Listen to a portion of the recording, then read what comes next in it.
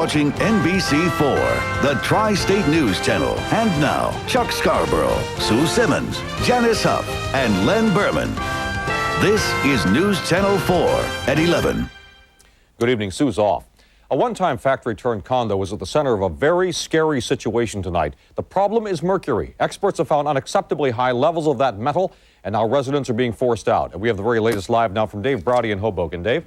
Well, Chuck, a long time ago, this building here used to be a mercury vapor light bulb plant. Now, nobody was told about that when they bought their apartments here. They were just told it made light bulbs. What they weren't told has come back to bite them now, because the city of Hoboken has ordered this building shut down after tests revealed not just mercury, but the high presence of mercury in some of the residents' actual bodies.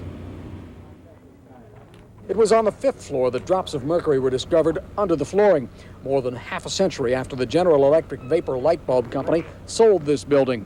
And tonight, residents of the now condominium-converted mercury vapor light bulb plant on the corner of Grand and 8th were told they have till Tuesday noon to get out. Catherine Parker's lived here just a year with her 2 children, right underneath where the mercury was discovered. I had them tested, and they had very high levels of mercury exposure in their urine. I'm an artist. I have to relocate my studio, my place of business. I have a show coming up and have to find a place to live, and it's a disaster. 16 families live in the space here, which was purchased by the Grand Street Artists Cooperative in 1993 from a tool and die company. For several hours, the residents grilled federal, state, and local officials who came here to give them the news that they had to leave. Officials refused to publicly discuss who will pay for the cleanup of the building, which New Jersey state environmental officials admit they gave only a superficial examination when they cleared it in 1993 for use as a residence. The officials have been refusing to discuss the situation with reporters into the evening. And it would be unfair for me to tell you at this point what was discussed and what the future plans are before I get an opportunity to speak with the owners of the units. That was just as the meeting began. Hours later, state environmental officials leaving the session still refused to talk about it. As to exactly who is to blame, even the lawyer representing the condominium says it's too soon to tell. I'm told that these lamps use mercury and mercury vapor. So it's our supposition at this point, and it's very preliminary, that that's where the mercury came from. Within the past few minutes, city officials have broken their silence, but their statements leave a lot of questions still unanswered. They do say there will be some federal funds available to the residents here, most of whom are artists, for temporary relocation, but they don't know exactly when they are going to be finished with remediation here, cleaning up this mess. And they also don't answer whether it's possible that some of this contamination may have spread to nearby buildings. They just don't know. Reporting live from Hoboken, I'm Dave Browdy, News Channel 4. Now back to you in the studio, Chuck. All right, Dave, thank you. Officials say they are going to test the residents' belongings before they let them remove them from the building, too. Well, it is another frigid night. It doesn't appear we're going to get much relief soon, and you'll see plenty of earmuffs and scarves on the streets tonight. Chances are people are going to be stuffing those into their coat pockets so they'll be ready for the morning, too. Tomorrow is going to be about as chilly as today. Janice Huff is here with more on that for us. Janice? Thanks, Chuck. One good thing that we don't have to deal with tonight is the wind chill. It's not as big a factor because the winds aren't quite as strong as they were last night. But these are the actual temperatures right now. Very cold. Readings in the teens north and west right now. Here in the city, the warmest spot inwood at 21 degrees. Tonight is going to be another one of those nights with single digits north and west. Garrison expecting a low of 7. Bridgeport 9. Out on Long Island and here in the city, temperatures will be down in the teens, and we may get a little spritz of snow as we go through the evening. And as Chuck mentioned, tomorrow won't be much better. We will have some sunshine and temperatures during the day, teens and 20s. And there's another snowstorm that could be developing and be on our way by Sunday. I'll have the details on that coming up in just a few minutes. Back to you, Chuck. All right, Janice, thank you. Well, everybody was complaining about the bitter cold. Imagine having to be out in the thick of it trying to avert a disaster. In Tribeca, firefighters and police rushed to the scene of a water tower apparently on the verge of collapse. Chopper 4 checked out the rooftop at Worcester and Broome Streets. Workers say one of the legs looked like it was about to break. The bricks underneath it had already fallen from the building. The tower was drained and repairs are underway, and there were no injuries. A house fire in Jamaica, Queens ended in heartbreak with the death of a toddler. The little girl was trapped in her bedroom in the attic. Her bed was just inside the windows. Whitney Augustin was 18 months old, and by the time firefighters reached her, it was too late. The victim's grandmother escaped the flames and said firefighters didn't move quickly enough to save the child. They never go up. I don't know what they was doing. They just stand up pretty ladder and just looking around. I told the fireman, I said, the baby is in the attic. You could just break the window and pull the baby out. We were very concerned about the structural stability of the attic. It was beginning to collapse on us when we were moving in. So that was a concern of ours. But the guys didn't hesitate. They got in right away and got the child. At least 3 adults were at home at the time of the fire. An uncle who tried to save the toddler turned back because of the intense heat and smoke. Still no word tonight on what sparked this deadly fire.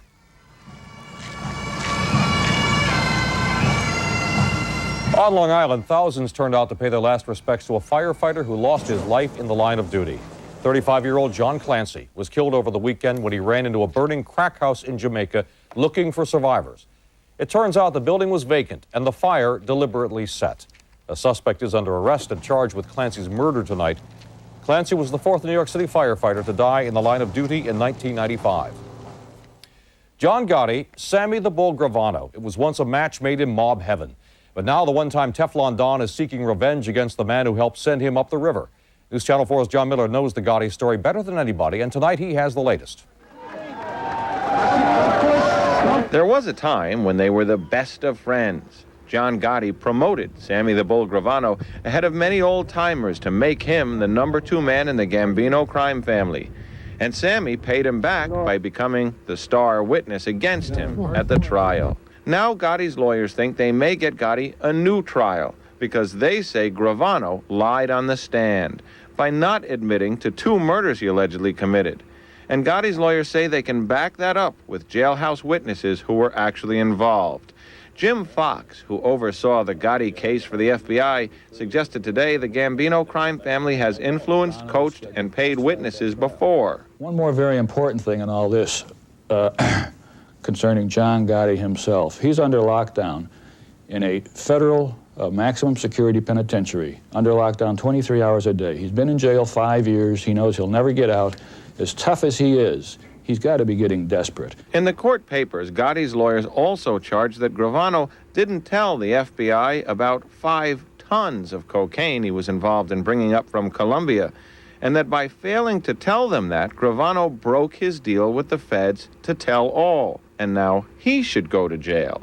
During the Gotti trial, Gravano admitted to 19 murders, said he only committed 1 of them as the trigger man himself, and said he had nothing to do with drugs, although he said sometimes people who were involved with drugs got killed by the family.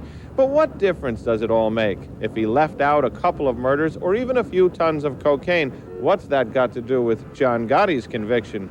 Well, Gotti's lawyers have a very simple legal theory. They say if they can prove that Gravano lied about himself, then that maybe he lied about Gotti too. Why would Gravano confess to 19 of 21 murders? Why not 21 of 21? And if he confesses to 19 murders, why not admit he was involved in drugs? It just doesn't make sense. The Gotti case has already been to the U.S. Supreme Court and back. And now, just a day before the appeal deadline would run out for good, Gotti's team is giving it another try.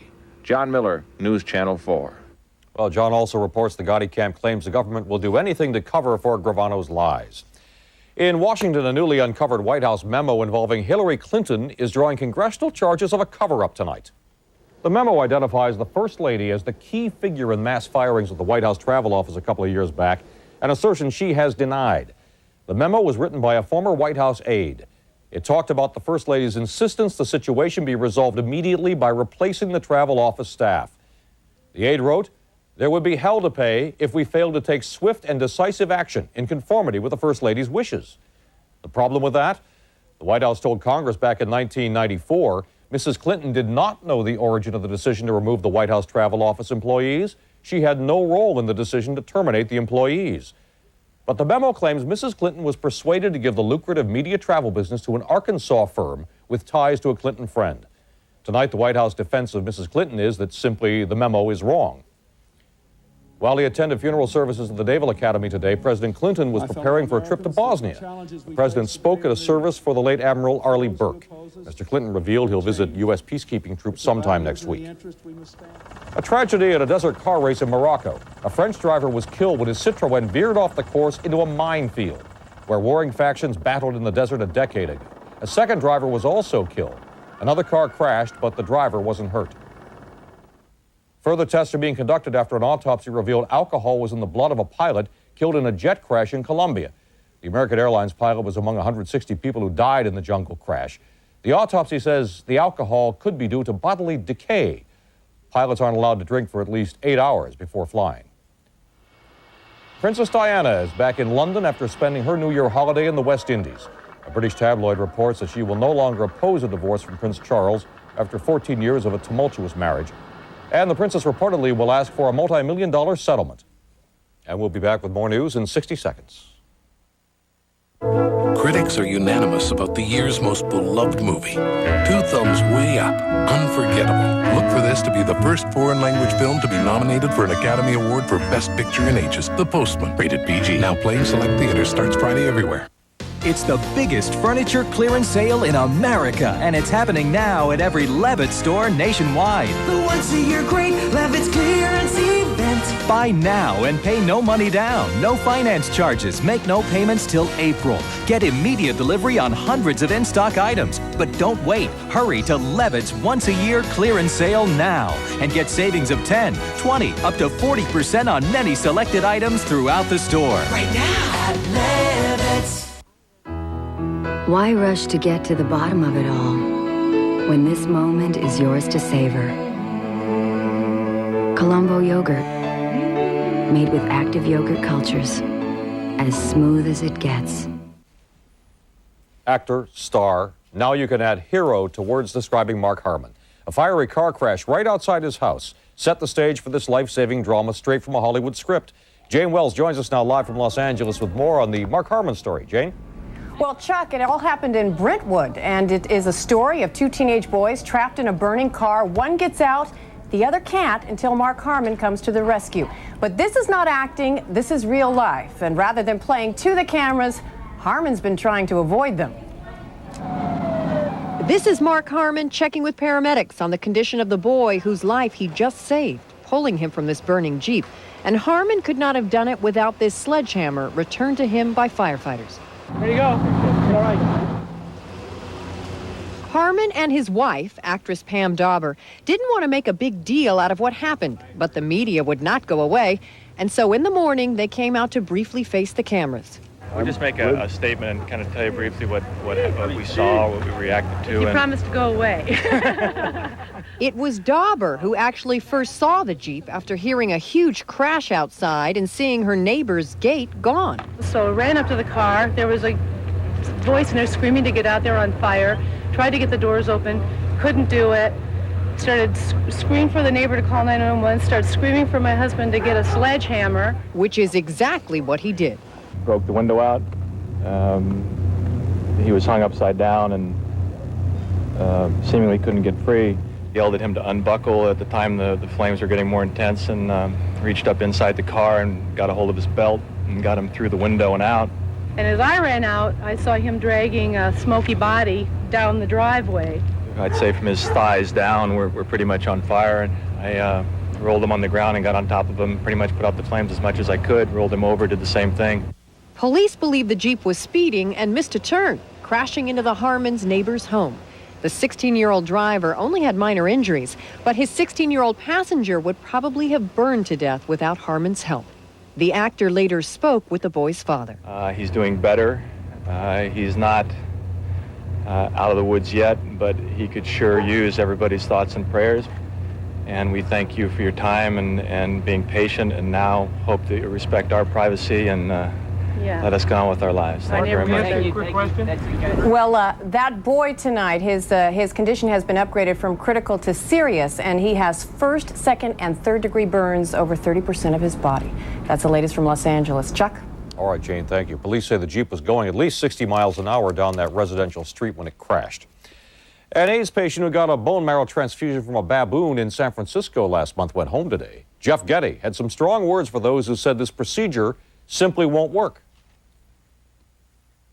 This to the naysayers who said that I would never recover from this procedure. Well, here I am, and you were wrong.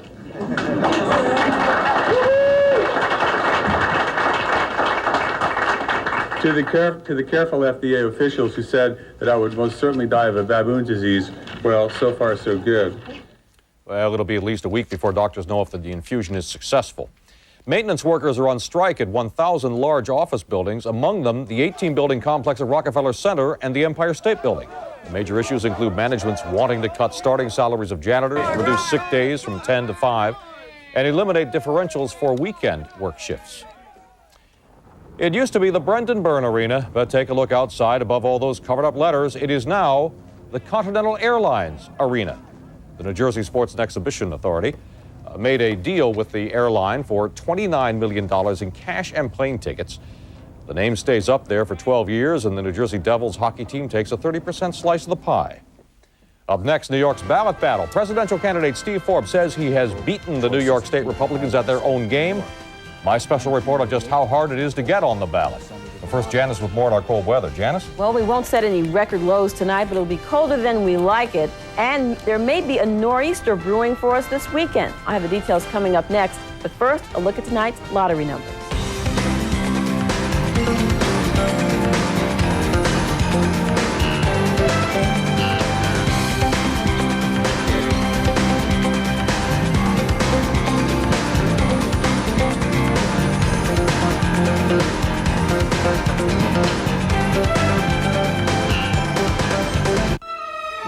The American President, nominated for 5 Golden Globes, including Best Director, Best Actor, Best Actress, Best Screenplay, and Best Picture of the Year. The American President. Rated PG-13 at theaters now.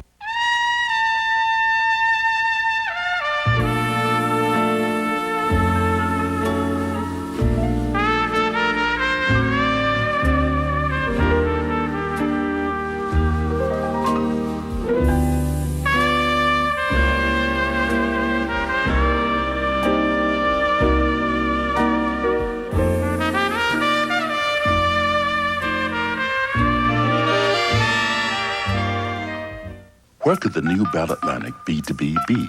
Well, the new B2B could be by the computer, for its thousands of northern New Jersey sales and service centers.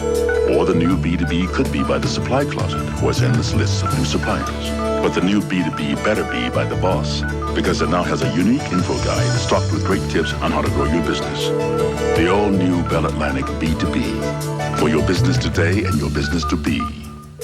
Ballot Atlantic, the heart of communication. Well, today is the deadline for getting on the ballot in New York State for the Republican presidential primary. The state's Republican Party bosses are backing Bob Dole and have battled to keep all other candidates off the ballot, effectively giving Republican voters no choice. But it turns out Dole may not have the ballot to himself. He may be forced to face this man. You will be on the ballot. I will be on the ballot. Steve Forbes may have done what no other Republican presidential candidate has accomplished in New York. Petitioned his way onto the ballot statewide without the help of the state Republican Party. Today, his campaign filed petitions from every congressional district in the state. It is a grueling and expensive task, the toughest in the nation. You may spend over $1 million just to get on the ballot in New York? That's right. It is absolutely outrageous that you have to spend those kind of resources just getting your name on the ballot instead of getting your message of, at least my message of growth and opportunity, directly to the voters. It's a perversion of the democratic process. Why is it so costly? Well, using lists of registered Republicans from the Board of Elections, lists with up to half the addresses out of date, Forbes campaign workers had to go door to door all across the state soliciting signatures. 1,250 valid signatures in each of the state's 31 congressional districts. And you better not make a mistake. If there's one mistake on a petition, let's say you leave out your middle initial, not only does that signature get thrown out, but the whole petition gets thrown out. It's an outrage that a state of this size should have those kind of petty rules. Compare New York's ballot rules with Connecticut. In Connecticut, it can be as easy as writing a letter to the Secretary of State. In New Jersey, it takes just a few hundred signatures to get on the ballot, compared with nearly 40,000 in New York. In California, the nation's largest state, if you're a nationally recognized candidate, you're automatically put on the ballot. It's an attempt, successful attempt so far by party leaders to control the political choices that people have in the state of New York. In 1988, for example, when Senator D'Amato was trying to get Senator Dole on the ballot and the party bosses picked George Bush, he compared the system to the Soviet Union. Well, now today, Commissar D'Amato is behaving just the way he deplored in 1988. Commissar D'Amato? It's one thing to say you have a democracy, but if you can't get on the ballot, then it's kind of a meaningless thing. In the Republican primary, it is a Soviet-style system, one candidate and one candidate only. Senator Al D'Amato, who's leading the effort to hand New York's delegates to Bob Dole, refused repeated requests for an interview on this story. In response to Forbes' charges, he issued a one-line written statement, quote, "Anyone who has grassroots support can get on the ballot," unquote. Well, no one ever has, and the Republican bosses may still use legal maneuvers to keep Steve Forbes off the ballot, as well as Pat Buchanan, who also filed petitions today. So far, legal challenges to the rules have failed, so unless the state Republicans decide to open up their ballot, New York will continue to be the least Democratic state in the nation. In business briefs, the worst holiday season for retailers since the 1990-91 recession. Sears was among the winners and JCPenney the losers in December sales. Walt Disney's buyout of Cap City's ABC is almost a done deal. Shareholders for both companies voted their approval today. The federal shutdown's cutting into Ford truck sales. The EPA, which must certify the F-Series pickups, is now out of business. And the trend toward global warming hit a record level this year. As you know, it was bitter cold in New York City today, but according to scientists, our planet is getting warmer. The average temperature of the Earth climbed to a record 58.72 degrees in 1995, and scientists predict a half-degree increase in a decade. Well, it's not really a night to be talking about whether temperature increases, is it? You never know it tonight with all that cold air that's out there. And now we have another storm that may be coming. It's not even formed yet, but it could be a big nor'easter for us by Sunday. I'll show you what I mean coming up. Let's go outside and check and see just how cold it is. 19 degrees right now here in the city. We have clouds. The clouds tend to act as a blanket to sort of hold in heat and prevent us from getting too cold. But we still expect a lot of areas down in the single digits tonight. Winds are out of the northwest at 6 miles per hour. Relative humidity, 59%. The barometer is steady, 3019. The high today at Central Park was 23. That's all after a low of 13 degrees this morning. A trace of light snow fell late last night. All right, we'll check around our neighborhood weather net. The Lawrenceville School in Mercer County, New Jersey is at 15 degrees right now. And the temperature will go down to maybe about 9 or 10 degrees there. No winds, calm right now. Relative humidity at 94%. Look at how this cold Arctic air is pooling up though over eastern sections of Canada. Temperatures in the teens to 20s below zero over parts of Quebec and Ontario. Here across the tri-state area, we've got single digits and teens, and across upstate New York, it's below zero, and also Vermont and northern sections of Maine. We won't see air that cold here, but it's cold enough, that's for certain here across our region. As we look back to the west, across the Ohio Valley, a little clipper storm moving across the region, bringing some light snow to places like Cincinnati and Louisville, into portions of West Virginia, and we'll get clipped by a little bit of that possibly late tonight in a few spots. And meanwhile, we're in the deep freeze, lots of cold air across our area, and there comes that little clipper storm. But that's not the storm we're concerned about that will bring possibly heavy snow to us on Sunday. That storm will be developing over the Gulf Coast tomorrow. It will intensify and spread snow up through the Ohio Valley, very heavy snow and thunderstorms to the south. And then the energy is supposed to transfer over to the middle Atlantic coast by the weekend and bring a nor'easter to the area. That's possible. Still a few days away, and it's hard to tell if that's going to be certain. In the meantime, we'll be very cold tomorrow and tonight. Temperatures in the single digits and teens, maybe some light snow flurries in some portions late tonight. Tomorrow morning, a few leftover snow showers. The sun will come out during the late morning hours, but still it will be very cold.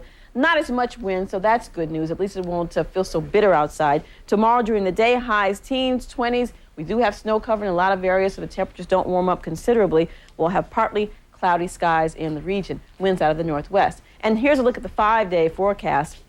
As we look ahead, Saturday looks pretty good. A high of 28, still cold, but we'll have sunshine, but clouds rolling in during the afternoon. And if our computer forecast models are correct, we get this nor'easter coming in on Sunday, then we'll have some snow, and it could be heavy, as I mentioned. 29, lasting into Monday, a high of 30, and Tuesday tapering off with a high of 28. Of course, this is quite premature in terms of the nor'easter, but we'll keep talking about it the rest of this week, and we'll give you some updates tomorrow morning and tomorrow during the day. Right. Len straight ahead with the complete sports picture. With his little camera, too, right? Well, you know, it was the Channel 4 Christmas party tonight because of the snowstorm. It was, and they gave out cameras everywhere. I'm going to take a picture of everyone at home. Yeah. All right. I probably messed up the cameras, right? I got you all at home. Coming up, it's the Knicks and the Nets tonight as the two locals go head-to-head at the Garden. Nice play. In hockey, the Islanders in Montreal and the end of the line for Don Shula. It's all next in sports on News Channel 4 and 11.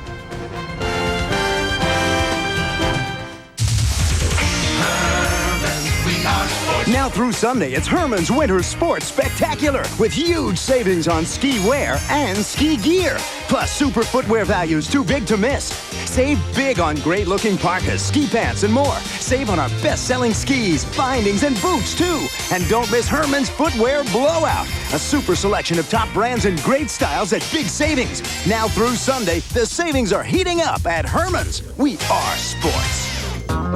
Shut up, morons. Grumpier Old Men is the funniest movie of the year. Holy moly. Better, funnier, and even grumpier than the original. Buon appetito. Hilarious. Fun, screwball zaniness. Hollywood's happiest holiday gift. Jack Lemmon, Walter Matthau, Anne Margaret, Sophia Loren. Grumpier Old Men. I'll show you my cannelloni. Well, you gotta stick with what works. Rated PG-13. Now playing. Later on The Tonight Show, Sally Field, two-time Oscar winner. But Jay's got something she can be really proud of. You don't have the record inside Yes, of it. we do have the record. In fact, let me say, I think we have a cut from the record. Plus, Kevin Nealon, Madonna gets hers, dessert at the White House, and Jay and Lisa's naughty bedtime stories. Then Conan's got Cynthia Stevenson tonight. If you're just rolling out of bed, do not look outside. The new Jeep Grand Cherokee Laredo offers an available V8 and full-time four-wheel drive. On the way, buses are running behind. Anti-lock disc brakes and dual airbags. Getting through. Plus a lease rate of just $359 a month with no money down. It's a great day for snowmen. Making the new Jeep Grand Cherokee greatly underappreciated by school kids everywhere. See your Tri-State Jeep and Eagle dealer. Well, General Motors rolled out its New Year's surprise, the EV1. This snappy little number is the auto giant's electric car. It's powered by a nickel metal hydride battery and uses a magnetic charging system. GM says it'll be the most energy efficient and aerodynamic car on the road, and it's going on sale in California and Arizona first. I think I read the range is about 80 or 90 miles before you have to Plug it in and wait again. a while? Yeah. Okay. Looks pretty neat, though. Yeah, if you get short distances, fine. Let's do it. How about Don Sports. Shula? Yes, the end of an era. After over a quarter century, reports out of Florida say Don Shula is finished. He is finally calling it quits with the Dolphins. A news conference expected tomorrow. He, of course, the all-time winningest NFL coach, coaching Miami Dolphins for 26 years. His team did make the playoffs, and then they got blown away in Buffalo. He had 1 year left on his contract. My first reaction was I was upset, I was disappointed. We all expected Coach Shula to be back. We know there was going to be changes on the staff, but none of us expected Coach Shula to go down. He brought me here, he brought the whole team here, so we all have a lot of loyalty to him, but we all wish him the best.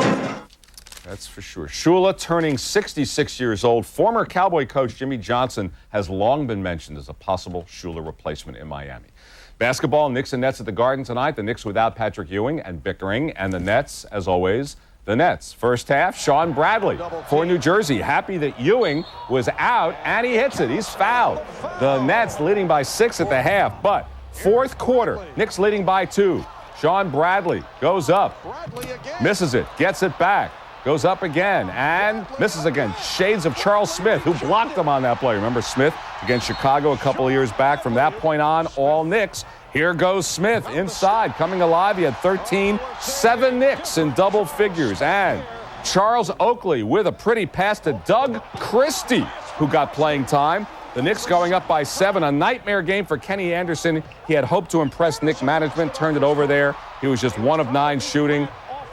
Hubert Davis for 3. The Knicks win it 105-93, breaking their 3-game losing streak. Elsewhere in the NBA tonight in Charlotte, Hornets in white against the Bulls, and look out, Larry Johnson nailed by Scottie Pippen, but he was okay. Michael Jordan leading the way tonight for Chicago. He had 27. The Bulls up their NBA best record to 27-3. So Chicago winning in Charlotte.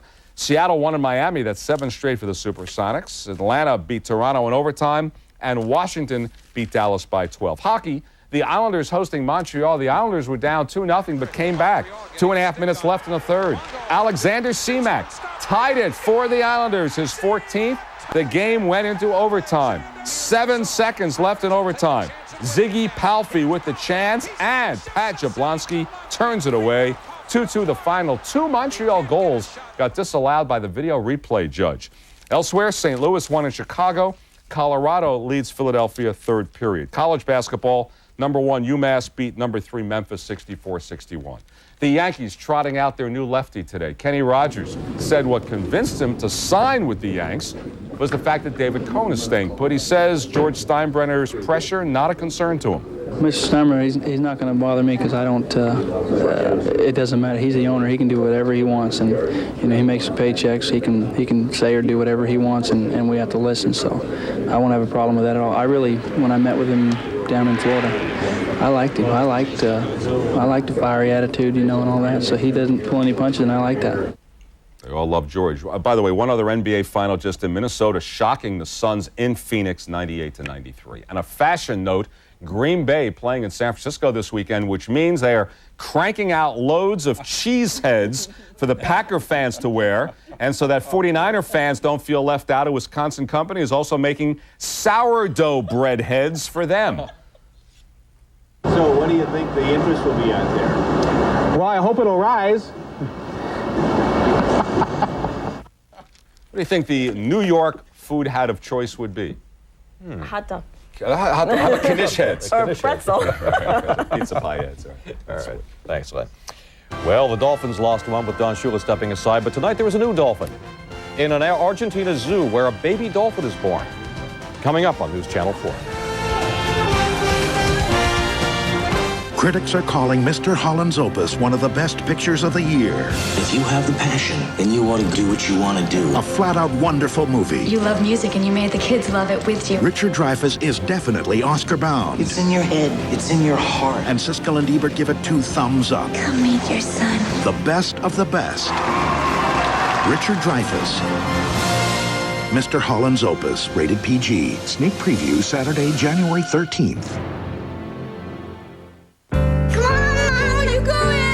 I pay the bills in this family. Phone, cable, electric, every month. It was a lot of checks. Hey, Mickey, okay, you guys stay together, okay? I'll run out of stamps or forget to mail them. So now, I simply don't write checks. Citibank does it for me, for free. I just tell them which bills to pay and when, and that's it. And it all shows up on my statement. Life in New York can get pretty crazy, but this is simple. The city never sleeps. Hey, let your sister have a turn.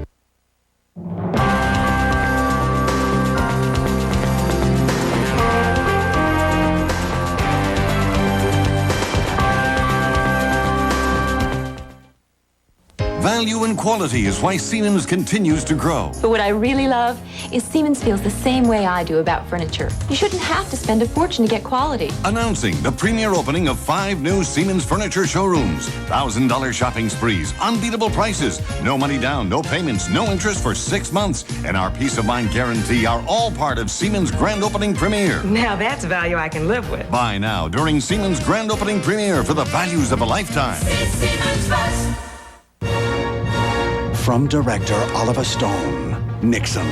Golden Globe nominee for Best Actor, Anthony Hopkins. An absolute masterpiece. Anthony Hopkins delivers an Oscar-caliber performance. Newsweek calls it brilliant, compelling, powerful. Siskel and Ebert give it 2 thumbs up. A must-see. Don't miss it. A man doesn't cry. I don't cry.